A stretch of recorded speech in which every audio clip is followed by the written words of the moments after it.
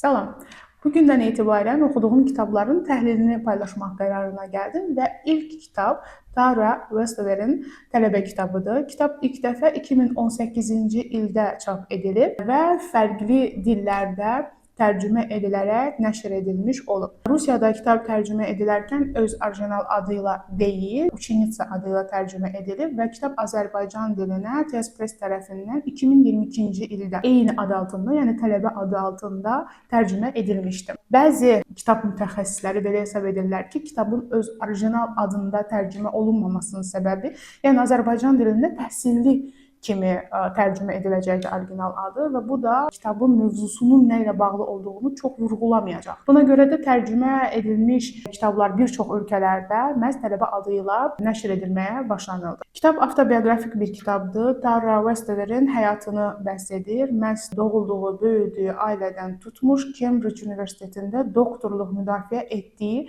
dönəmə qədər bütün həyatını burada qeyd etmiş olur. Tara'nın ailəsi Amerika Birləşmiş Ştatlarının Alabama ştatında yaşayır və onlar bir dini Mormonlar təriqətinin üzvü idilər və onların özlərinə məxsus kitabları var. Eyni zamanda İncili də öz müqəddəs kitabları kimi qəbul etmiş olurlar. Tara'nın atası bu qaydalara, yəni Mormonların qaydalarına çox qatı şəkildə əməl etmiş olan bir insandır. Onun atası ümumiyyətlə səhi, yəni tibbi təhsil sistemini qəbul etmir. Dövlət tərəfindən ümumiyyətlə onlara ediləcək heç bir şey qəbul etməyən bir insandır. O hətta uzun müddət çalışır ki, evlərinə elektrik və suyu dağ vasitəsilə çəkdirsin ki, artıq dövlətdən heç bir asılılıqları qalmasın. Onun 7 övladı olur və Tara bu 7 övladdan ən kiçiyidir. Kitab boyu biz Tara'nın özünün, atasının, anasının və digər qardaşlarının illər ərzində keçdikləri yolu görürük. Yəni bu yolda onlar təbii ki, çox çətinliklərlə üzləşir. Atasının dəmir ağır işlərində daha doğrusu işləmiş olurlar. Dəfələrlə övladları ağır metal altında qalır, dəmir altında qalır. Hətta yüksəklikdən baş üstünə yıxılan övladları olur. Lakin həkimlərə müraciət etməyə atası onlara icazə vermir.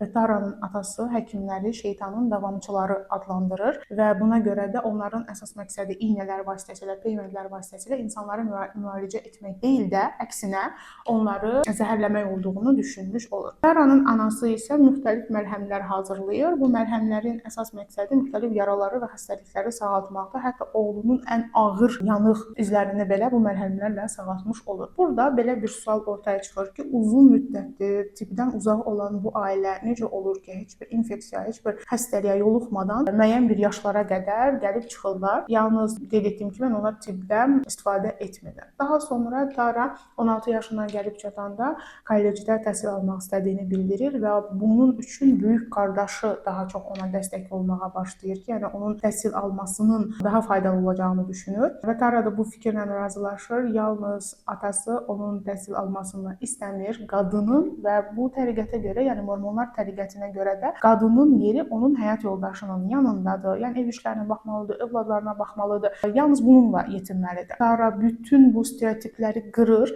və evdə təhsil aldığını kollecdə imtahanda vurğulayaraq imtahandan keçmiş olur. Orada maksimal bal, keçid balı 27 bal olur. İlk imtahanda 22 toplayır.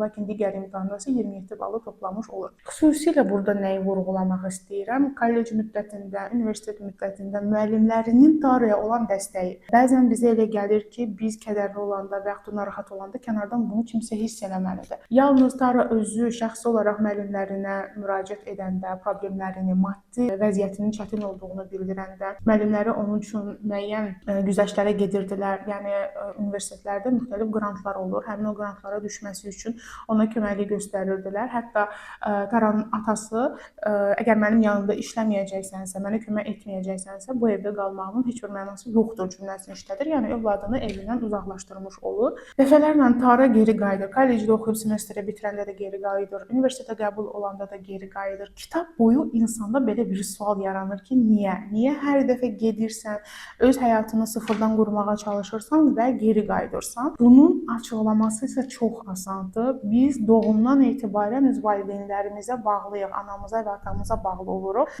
Onların dəyişdiyini görəndə, biraz bizə qarşı münasibətlərinin müsbət olduğunu görəndən sonra artıq dəyişikliklər, geri qayıda bilərik düşüncəsi formalaşır. Amma Tara dəfələrlə geri qayıdandan sonra valideynlərinin dəyişmədiyini görür. Burada xüsusi olaraq vurğulayacağım Taranın atası.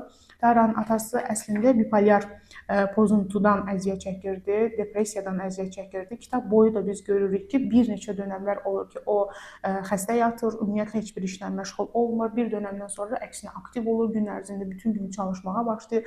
Gah telefon vasitəsilə Taraya onu çox sevdiyini bildirir, gah onu evdən qovmuş olur. Burada isə xüsusi olaraq Taranın qardaşı haqqında, Şon haqqında danışmaq istəyirəm. Ümumiyyətlə Taraya olduqca çox əziyyətlər verir. Bu əziyyətlərin arasında onu döymək, ayağı ilə qarnının üstünə çıxmaq, onun başına unitasa salmaq, eyni zamanda küçədə yolun digər tərəfində Taranın xoşuna gələn oğlan dayandığı üçün maşınının sürüyərək iş paltarında onu küçəyə çıxartması, daha sonra baxmayaraq ki, artıq paltarları əynindən çıxmış halda olur, qardaşının buna məhəl qoymaması və növbəti gün dəfələrlə bu təkrarlanır, gəlib ondan üzr istəməsidir.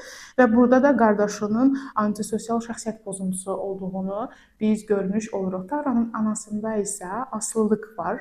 Yəni bir növ Stockholm sindromunu görürük. Öz həyat yoldaşından asılılığı, qızına qarşı olunan mənfiləri görməməsi və kitabın sonuna doğru orada belə bir hissə var. Etdiklərini Tara sübut etməyə çalışır atasına. Atası deyir ki, mənə bir sübut göstər və Tara deyir ki, bütün bunlar mənim gündəliyimdə var. Atası gündəliyini mənə göstərdir və orada belə bir hissə keçir ki, Tara deyir, gündəlik mənim yanımdaydı, amma bunun heç bir faydası yox idi. Yəni mən bunu atama göstərsəm belə, o nəyisə tapıb mütləq öz oğlunu müdafiə etmiş olacaqdı. Kitabın ümumi mövzusu, işlənməsi çox maraqlıdır. Bu travmaların danışılması, bu hadisələrində və orada belə bir cümlə keçir ki, baxmayaraq ki, mən Cambridge-də və bu kimi digər universitetlərdə təhsil aldım, amma hər dəfədə mənim üzərimdə o his var ki, hamı mənə bir dağ qızı kimi baxır, sosial inkişafdan, akademik inkişafdan geri qalmış biri kimi baxır. Bütün bunlar təbii ki, onun sosial həyatına öz təsirini göstərmiş olur. Tələbə yoldaşları ilə və yaxud da universitetdə mühazirə zamanı verdiyi ən primitiv suallarla belə özünü göstərmiş olur. Taranın özünün isə təbii ki, bir çox travmaları olur və bu travmalar özünü gecə yuxularında göstərmiş olur. Anidən gecələr ağlayaraq, qışqıraraq ayılır. Bəzən hətta özünü küçədə belə görmüş olur və aylara küçədə olduğunu görür. Bu daha çox travma sonrası stres pozuntusuna uyğun gəlmiş olur. Tələbə kitabı bir çox reytinqlərdə, xüsusən New York Times-ın reytinqində uzun müddət bir nömrəli qaldı. Bundan sonra Barack Obama və Bill Gates tərəfindən ən yaxşı kitablar siyahısına da daxil edilmiş oldu. Mən düşünürəm ki, bunun əsas səbəbi bir insanın öz uşaqlığına inə bilməsi və bütün yaşadığı çətinlikləri, travmaları gizlətmədən, yəni qorumadan, ananı, atanı, qardaşlarını qorumadan qələmə ala bilmə gücünü özündə tapması ilə bağlıdır. Bu qədər. Növbəti videolarımızda isə daha fərqli kitabların təhlili olacaq. Sağ olun.